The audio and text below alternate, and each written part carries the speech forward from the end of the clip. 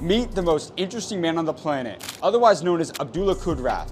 13 businesses, a multi-millionaire, and a car collection. That's pure fantasy. Have your goals. Don't focus too much on the material part of those goals. Focus more on what kind of man or woman do you want to be with or without this stuff.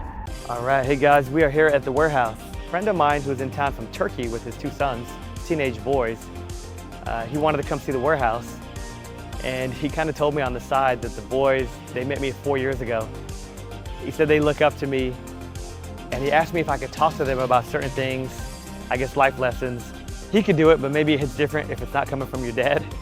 So I don't know if they'll let us record them, but maybe they'll have some interesting questions for us about education, about entrepreneurship, or about being a good person.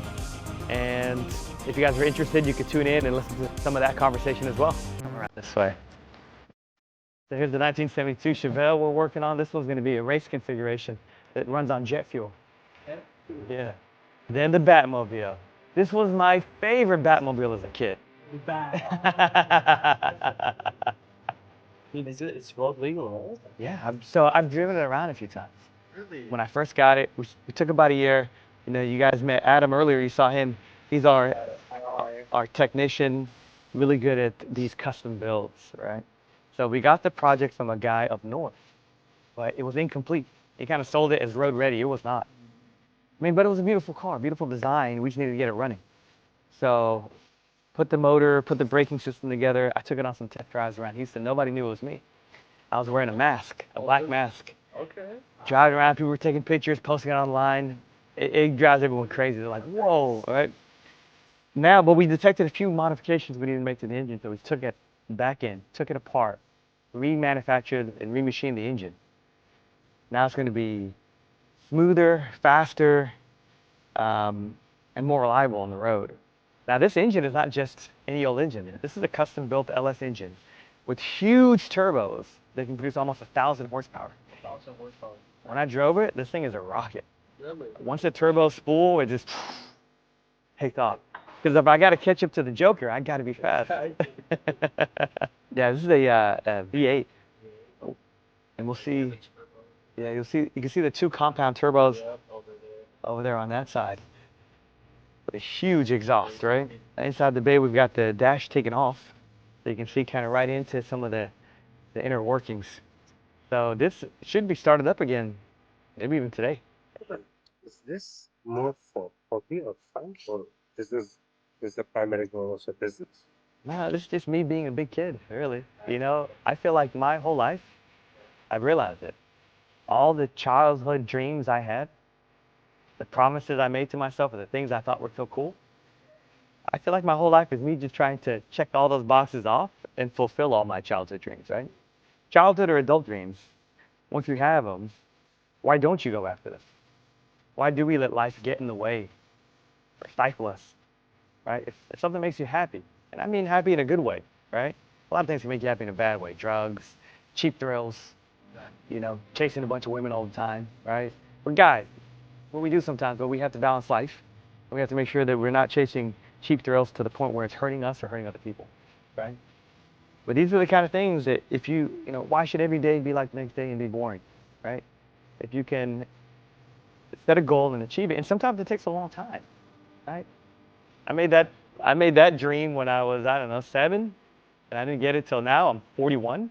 Really? Right? Yeah. Right? My first Lamborghini dream was when I was 8. I didn't get it till I was 30. Right? So you got to be patient. And even if I don't get certain things, I want a spaceship. I may not ever get it. It doesn't make me sad. I think you should always have goals, some that are attainable, some are unattainable, and you just keep trying at it. You just keep going for it. Because even if you don't get it, you're happy because you're always content that you're working towards the goal that you defined. Your goal, not somebody else. Right? Even if you don't get it, it doesn't matter. If I didn't have it tomorrow, I'm not unhappy, right? But it's fun trying to get it, right? So for me, to answer that question, it's not really a business. Now, it's more passion. I love driving it. It gives me, like, there's many things we can do for fun, right? We can drink and watch football. That's what some of my friends do. That's cool too. I don't have fun with that, right? We can, I don't know, go to the casino, gamble. Some people find that really fun, right? We can play some sports. I like them. I like martial arts, right?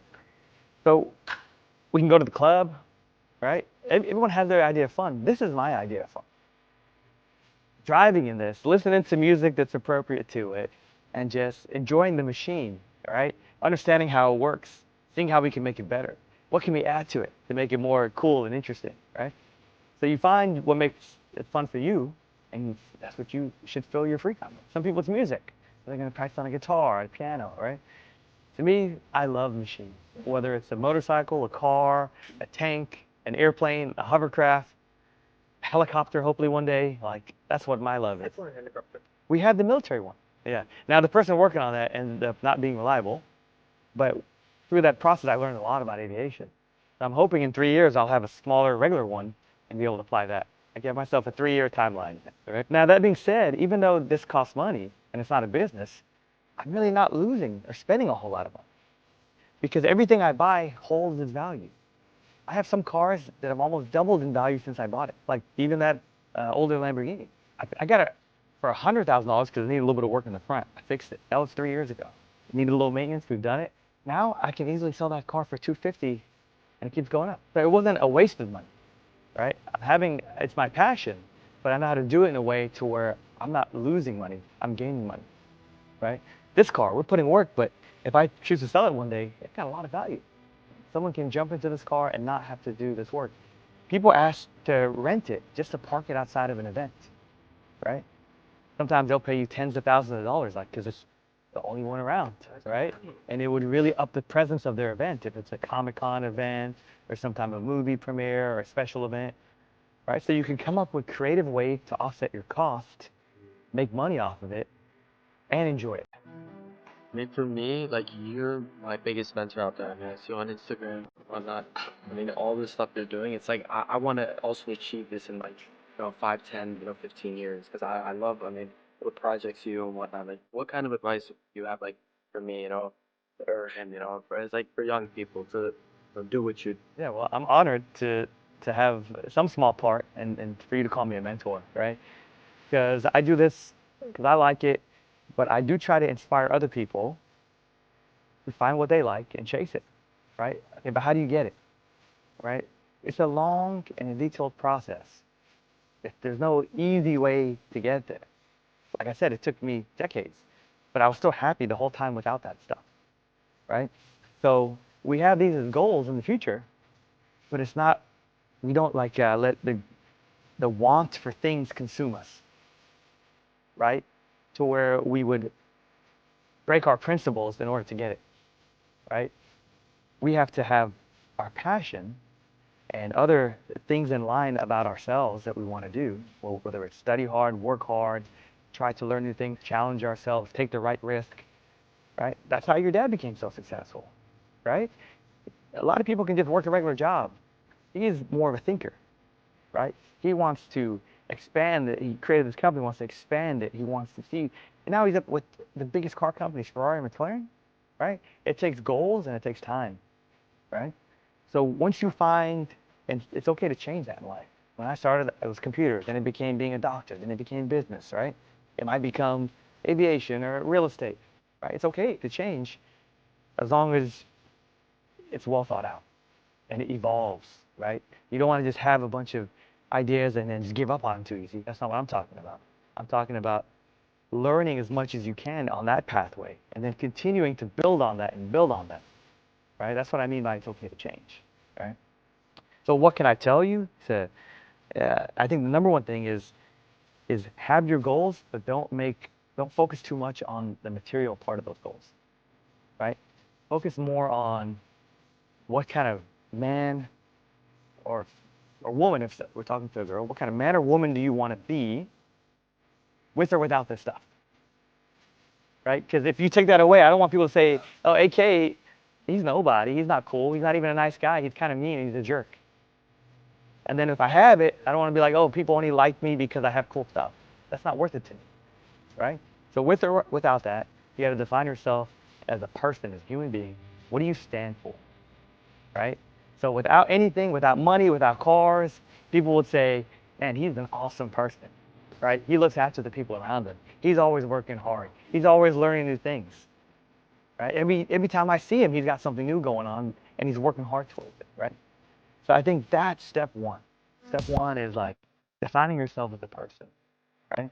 Now, I think when you define yourself well as a person, you naturally start becoming successful at everything you do. You naturally start, if you care about education, you actually start learning things.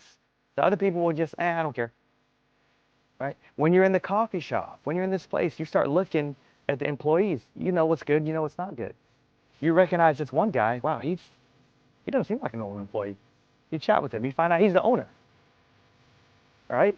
But he gets in and gets his hand dirty himself. He wants to be in, you start talking to him, you start learning from him. You just got a crash course on a coffee shop, right? You do it in another business, you start learning more and more pieces of a puzzle because you cannot assemble that puzzle of a Batmobile, of a Lamborghini, of a this and that without the pieces, right? And the pieces take time to achieve and to collect, right? So if you have patience for that, right? But you can still have the fun and admire it. And oh man, when I get to the right opportunity, I think that's going to be my first choice of a car, right? But your main goal is, with or without that stuff, who am I, right?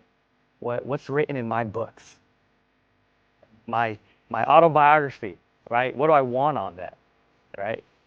No one cares if I have a cool car, right? But what they do care about is who I am as a person, or how many people I've been able to help, right? And sometimes helping is in so many different ways, right? There's a lot of ways that I've learned that even, first, okay, as a doctor, I can help people, but I've been able to help people in other ways in my non-doctor roles.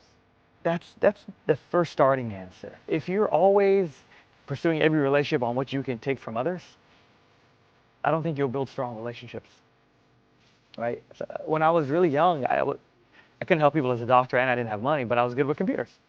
I knew a few things. So a lot of guys who were older than me would say, hey, can you help me with this? And I would just help them. They're like, how much do I owe you? I didn't really need the money. I'm like, yeah, don't worry about it. I'd rather have a good friendship, and sometimes the favors pay off. I don't do it for the favor, but then they would try to help me out and they would connect me with this or that, and I found things would fall into my lap and materialize, right? This is how your dad is. That's why I love him. He's just the kind of guy that looks after people around him and connects people and tries to, give them good introductions, see what they need, give them the advice they need, right? And sometimes a connection can save somebody's life, save somebody's business, their career, right? So this type of approach in life, that's how we became friends, because we spotted each other, right? we care about people around us, we care about each other, right? If you can build your relationships like that, because it seems easy, it seems like everyone should be doing it and is doing it, but they're not. People are building like, what can I take from this person? How can I manipulate this person, right? How can I tell this girl what I want to hear to get into her pants? How can I tell this guy what he wants to hear to get money invested in me? How can I do this right? We don't want to be a part of that. And it sounds easy. It sounds like everyone's probably doing that, but they're not. And you got to develop the skill of knowing who's who and defining yourself.